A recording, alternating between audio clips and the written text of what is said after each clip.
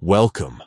If you're tired of annoying pop-ups interrupting your browsing experience in the Google Chrome app, you're in the right place.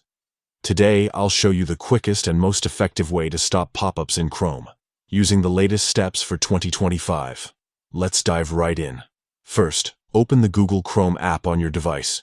Make sure you're using the latest version for the best performance and security. Once Chrome is open, look for the three-dot menu icon usually found in the top right corner of your screen. Tap on it to reveal a drop-down menu. From this menu, scroll down and select Settings. This will take you to a new page where you can adjust all sorts of preferences for your browser.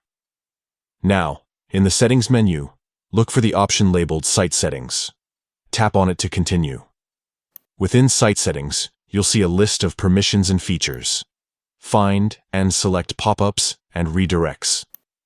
This is the section where you control whether websites can show you pop-up windows or automatically redirect you to other sites. To block pop-ups, simply turn off the switch next to pop-ups and redirects. When this setting is off, Chrome will prevent most unwanted pop-ups from appearing while you browse.